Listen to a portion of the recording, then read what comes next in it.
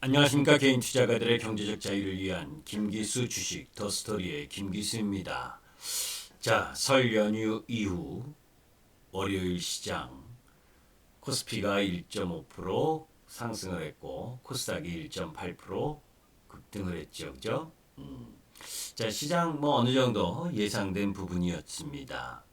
자, 여러분들께 설 이전 이틀 동안을 통해서 주식을 매수해서 가는 게 낫다라는 이유, 그러한 부분들에 대한 관련 부분들을 이야기를 했었죠. 옵션 만기 전에.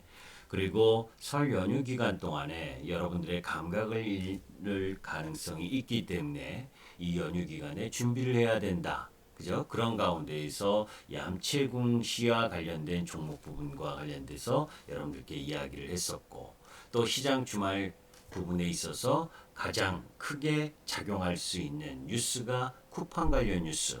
그죠? 그래서 쿠팡과 관련된 내용 부분들을 올려드렸고, 그죠? 그런 흐름들 속에서 또 미국 시장 상황 속에서 상승 흐름을 가져갈 수 있는 부분, 그게 이제 반도체다라는 이야기를 했고, 또 이번 주 전략 부분에 있어서 나름대로 고민하고 살펴봐야 될 내용 부분에 대한 이야기를 언급드렸었습니다. 자, 이제 유튜브를 차근차근히 잘 시청하셨던 분들이라면 그래도 확률적 부분에 있어서는 나름 도움이 됐었을 거라고 생각을 하는데, 행여나 또 오해하시는 분들이 계실 수도 있기 때문에 다시 한번 말씀을 드립니다.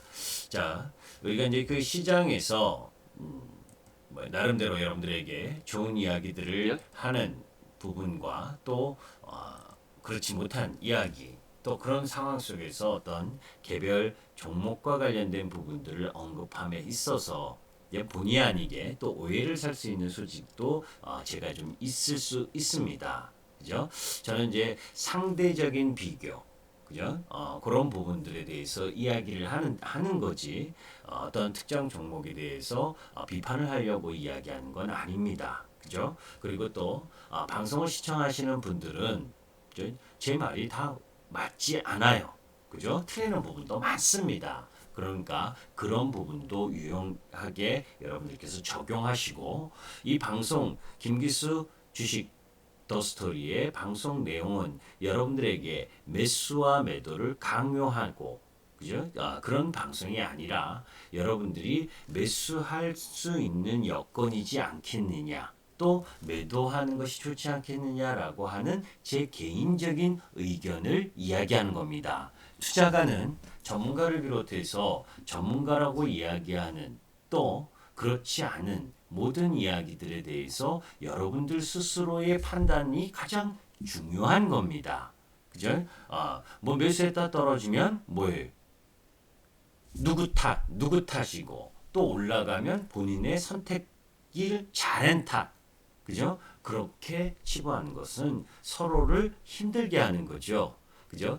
매수를 하려면 매수에 대한 이유가 분명하고, 매도를 하려면 나름대로의 분명한 이유를 가지고 스스로의 판단이 가장 중요한 몫입니다. 그렇기 때문에 혹시나 이 영상을 통해서 매수하면 좋은 부분, 또 매도하는 것이 좋지 않겠냐고 하는 내용은 여러분들에게 강요나 또 여러분들의 투자 판단에 일정 정도 도움이 되고자 하는 이야기이기 때문에 여러분들의 판단이 가장 중요하다라는 부분을 염두에 두고 접근하셨으면 좋겠어요.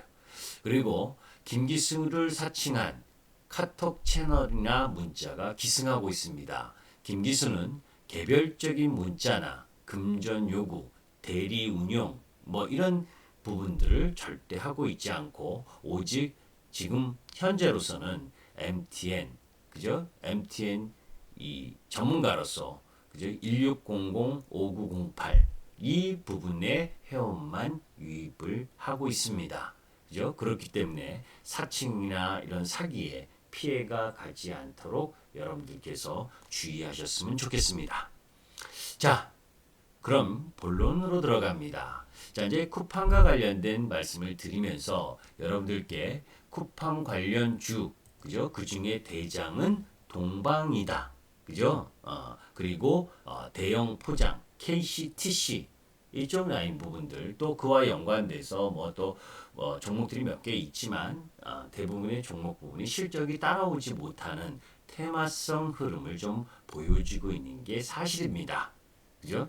자, 이제 우리가 객관적으로 한번 살펴볼 필요가 있는 게 이거죠. 나스닥에 쿠팡이 상장한다고 쿠팡에 물류를 하고 있는 회사가 그죠? 물류를 더하는 것도 포장을 더하는 것도 아니잖아요. 그죠? 상징적인 의미에서 이야기하는 거죠. 그죠?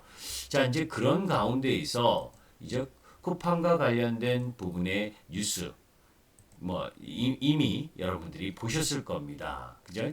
자, 요 부분을 한번 직접 보면서 이야기하도록 하죠. 자, 이제 쿠팡의 김범석 쿠팡 의장, 저보다는 좀 잘생겼네요. 그죠? 이르면 뭐 3월 달에 뉴욕 증시를 상장한다라고 하면서 기업 가치가 약 30조 원에서 50조 원대까지 예상하고 있다라는 이야기도 여러분들이 이미 뉴스를 통해서 보셨을 겁니다. 그죠? 이미 이제 그 연휴 기간 동안에 올려놓은 내용이고, 그죠? 그 속에서 테마성 흐름으로는 동방이나 KCTC 대형 포장이 중요하다. 그죠? 자, 그런데 이제 오늘은 제가 그러면서 여러분들께 말씀을 드렸었던 부분이 이제 이미 이제 그 내용을 가지고 여러분들께 말씀을 드렸었던 내용이 뭡니까? 이제 전체적으로 그러한 부분들 속에서 실질적인 수혜를 받을 수 있는 종목 부분은 오히려 플랫폼과 그와 연관된 관련주다라는 이야기를 여러분들께 말씀을 드렸을 거예요. 자세히 잘 들으신 분들은 이제 힌트도 받았을 거고 이미 제가 이 종목 부분을 여러분들에게 소개를 시켜드렸었던 부분입니다.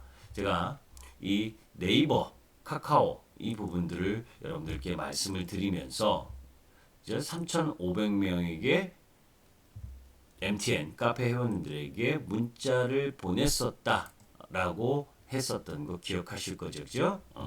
그 부분이 뭐예요? 요 라인이죠, 그죠? 1월 초 라인입니다. 그죠? 30만 원, 31만 원 요 라인에서 지금 38만 8천 원이 왔네요. 그죠? 그러면 일반 사람들은 일반 주린이 분들은 이렇게 이야기를 합니다. 야, 많이 올랐다. 그죠? 자, 많이 올랐다라고 하는 기준이 무엇인지 제가 여러분들께 항상 이야기하는 게 주식은 가격을 사는 게 아니라 가치를 산다는 이야기를 많이 했습니다. 자, 쿠팡의 대장 테마성 흐름에 있어서 대장주는 동방이라는 이야기를 했죠. 이미 그죠? 그래서 오늘 점 상한가를 갔습니다. 그죠? 점 상한가를 갔죠. 사실 재무 구조를 보게 되면 뭐 나아지고 있는 회사인 것은 분명합니다. 그죠? 동방 여기죠. 카카오는 뭐 여러분들 그거 한 거고 다 아시는 거고 실적이나 뭐 이 부분이 좋다는 건 이제 재무 구조를 보면 조금씩 나아지려고 하는 모습은 보여지고 있어요. 그죠? 이 회사 자체는 그런데 이제 오늘 상한가를 가면서 시가총액이 4천억이다라고 하는 부분은 조금 내일 정도에서는 부담스러운 구역 가격 라인에 들어가겠죠. 자, 그런데 무엇을 얘기하려냐면 아까 여러분들께서 들으셨었던 쿠팡의 그 기업 가치를 30조에서 50조로 준다. 그러면 그죠? 이 이커머스 시장 부분에 진출되어 있는 카카오와 그죠? 카카오와 네이버의 시장 가치는 얼마나 줘야 될 거냐 하는 부분에 우리가 염두에 둬야 되는 겁니다. 지금 네이버가 시가총액이 63조, 카카오가 44조입니다. 그죠? 그걸 우리가 객관적으로 살펴봐야죠. 그죠? 자, 제가 왜 쿠팡 관련주에 쿠팡이 나스닥 상장하는 데 있어서 이 플랫폼 관련주가 수혜를 입을 거냐?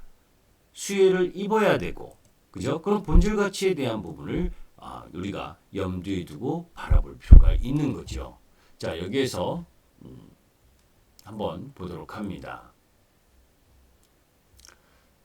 자, 우리 골드 회원님들께 올려드린 뉴스가 아니라 리포트 내용입니다. 제 생각과 일치하는데 근거를 제대로 된 부분을 제시했기 때문에, 그죠? 이 리포트 내용은 교보투자증권의 리포트 내용입니다. 그죠? 제 생각과 아주 일치하게 나왔더라고요. 자, 실질적으로 쿠팡이 여러분들이 보시기에, 그죠? 뭐 영업 적자가 5,800억. 2020년에, 그죠? 매출이 전년 동기 90% 이상 성장하면서 매출은 13조 원이나 영업 적자는 5,800억. 그죠? 엄청나죠, 그죠? 적자가. 그죠? 그럼에도 불구하고 아까 뉴스를 보시듯이 어떻습니까? 기업 가치를 얼마나 준다고요? 나스닥에 상장하면 30조에서 50조.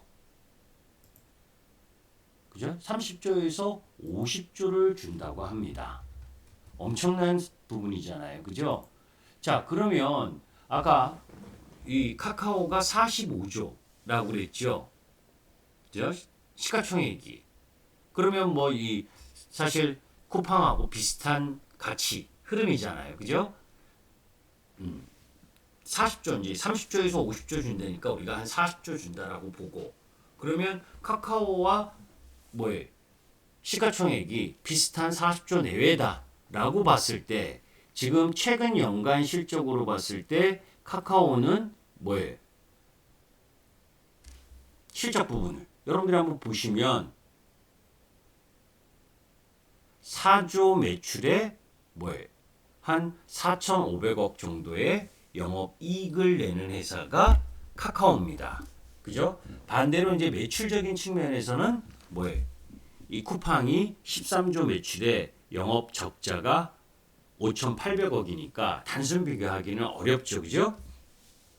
그러나 이제 영업이익을 내고 있는 플랫폼 업체인 카카오와 비슷하다라는 전제로 보게 되면 카카오도 뭐 영업 흑자를 내고 있는 상황 부분으로 봤을 때 더 추가 상승할 수 있는 부분의 근거를 가질 수 있는 부분이죠.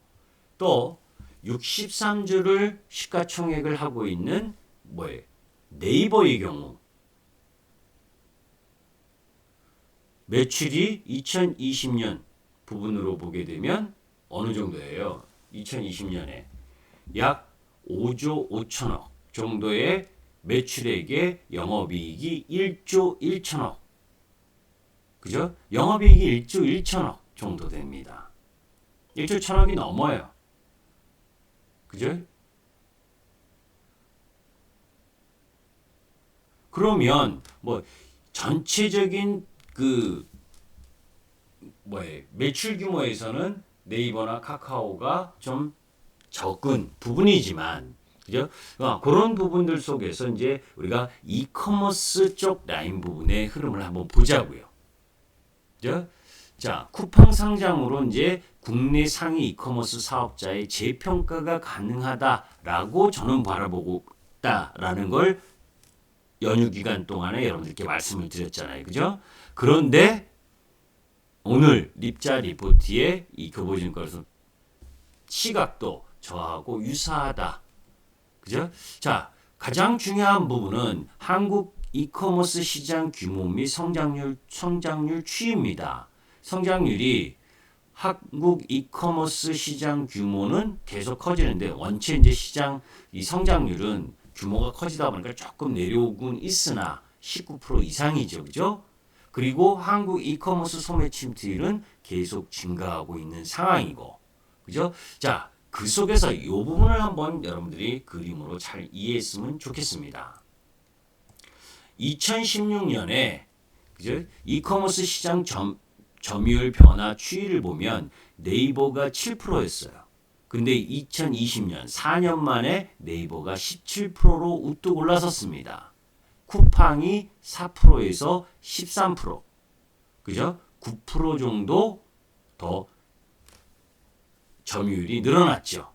그죠? 이베이 코리아나 11번가는 내려왔고, 그죠? 그리고 신규로 롯데온과 카카오가 이 수치가 이제 의미 있는 수치로 진입했고, 자, 그러면 가장 월등하게 이커머스 시장 점유율 부분을 상승시킨 두 회사가 네이버와 쿠팡 아닙니까?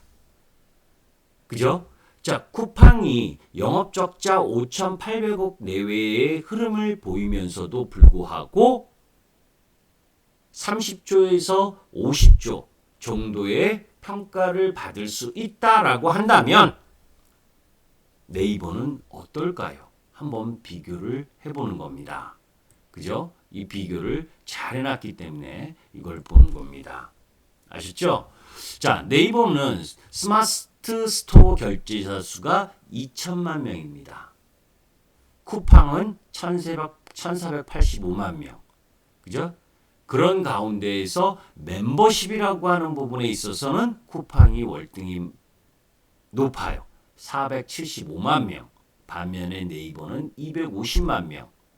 그죠? 그리고 결제 거래으로 보게 되면 네이버가 26조 8천억. 그리고 쿠팡이 약 21조 정도의 거래액을 가지고 있어요. 판매자 수, 공급자 수로 보게 되면 스마트 스토어 41만 개를 보유하고 있는 게 네이버, 쿠팡이 20만 개.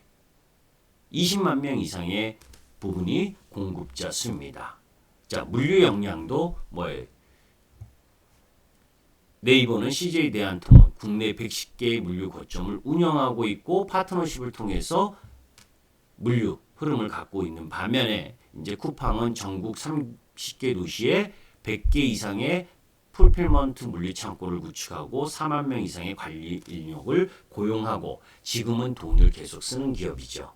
제가 아마존을 작년에 계속 비교드리면서 카카오와 네이버가 주도 섹터 중에 하나다. 플랫폼 관련주.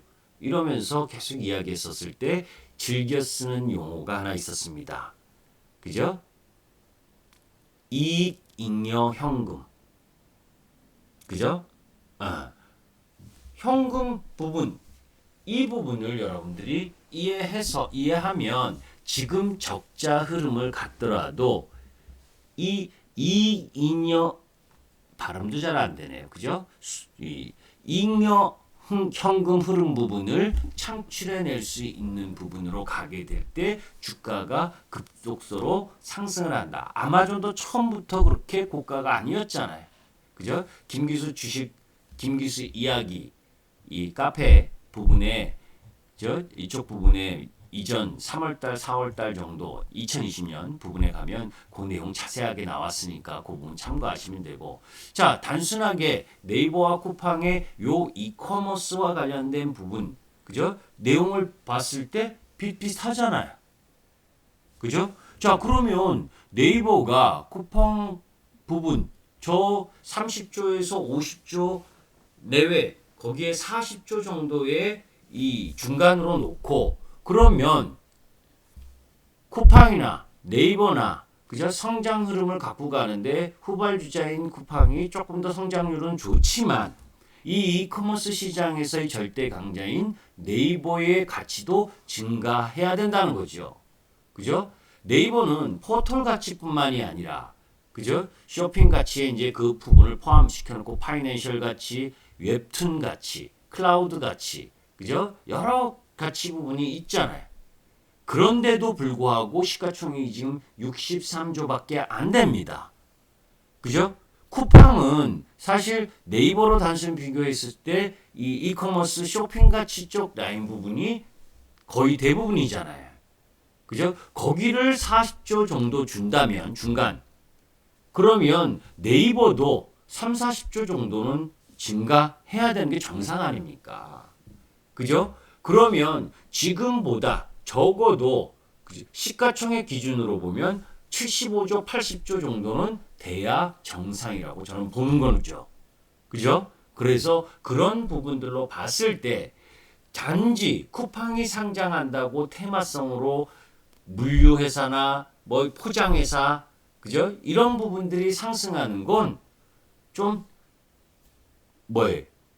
시세 흐름에 있어서는 그게 가능할 수 있지만 실질적으로 실적 흐름으로 들어오는 데 있어서는 상당한 시간이 걸릴 수 있는 부분, 이런 부분들이 있는 반면에 한쪽 라인의 가치가 쿠팡의 가치를 저 정도로 쳐준다면 우리 스스로가 네이버나 카카오의 플랫폼 속에서 그 이커머스 시장에 대한 가치를 너무 낮게 평가한 건 아닌가 하는 생각이 드는 겁니다.